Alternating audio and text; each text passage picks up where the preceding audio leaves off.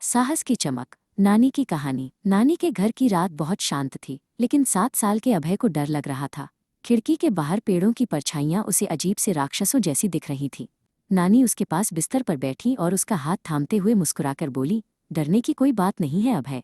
क्या तुम भगवान कार्तिकेय की कहानी सुनना चाहोगे? बहुत समय पहले की बात है, नानी ने सुनाना शुरू किया। हिमालय के ऊंचे शिखरों पर साहस के देवता कार्तिकेय का वास था। वे बहुत बहादुर थे और उनके पास एक जादुई चमकता हुआ भाला था जिसे वेल कहते थे। वो भाला हमेशा रोशनी से भरा रहता था। उसी समय तारकासुर नाम का एक विशाल राक्षस दुनिया में अंधेरा फैला रहा था। वो इतना बड़ा था कि उसके सिर बादलों को छूते थे। वो अपनी छाया से पूरी दुनिया को डराना चाहता था, ठीक वैसे ही जैसे बाहर की परछाइयां तुम्हें डरा रही हैं। दुनिया के लोग उस राक्षस से बहुत डरे हुए थे। नानी ने अभय की आंखों में देखते हुए कहा, सबको लगा कि अब रोशनी कभी वापस नहीं आएगी, लेकिन कार्तिकेय बिल्कुल नहीं डरे। उन्होंने मुस्कुराते हुए अपना भाला उठाया और युद्ध के लिए तैयार हो गए। कार्तिकेय अपने सबसे प्रिय मित्र एक सुंदर मोर पर सवार हुए। मोर ने अपने पंख फैलाए और आसमान की ओर उड़ान भरी। कार्तिकेय ने अपने भाले को मजबूती से पकड़ा था, जो अब और भी तेज चमकने लगा था। जब कार्तिकेय और तारकासुर का सामना हुआ तो आसमान में बिजली कड़कने लगी।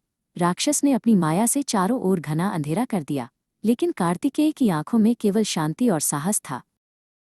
राक्षस ने अपनी पूरी ताकत लगाकर कार्तिकेय को डराने की कोशिश की। उसने अपनी आवाज को बादलों की गड़गड़ाहट जैसा तेज कर लिया। लेकिन नानी ने अभय को बताया, बहादुरी का मतलब डर का न होना नहीं है, बल्कि डर के बावजूद सही काम करना है। कार्तिकेय ने अपना ध्यान केंद्रित किया और अपने भाले को राक्षस की ओर घुमाया। जैसे ही उन्होंने प्रहार किया, भाले से सूरज जैसी तेज रोशनी निकली, जिसने सारे अंधेरे को एक पल में खत्म कर दिया। युद्ध के अंत में तारकासुर का घमंड टूट गया। कार्तिकेय ने उसे नष्ट करने के बजाय उसे एक मोर और एक मुर्गे में बदल दिया। उन्होंने मोर को अपना वाहन बनाया और मुर्गे को अपने ध्वज पर स्थान दिया। इस तरह डर खत्म हो गया और साहस की जीत हुई। कहानी खत्म हुई तो अभय ने एक लंबी सांस ली। उसने खिड़की के बाहर देखा। अब परछाइयां उसे डरावनी नहीं, बल्कि पेड़ों के नाचने जैसी लग रही थीं। उसने नानी को गले लगाया और कहा, अब मुझे डर नहीं लगता नानी, मैं भी कार्तिकेय जैसा बहादुर बनूंगा।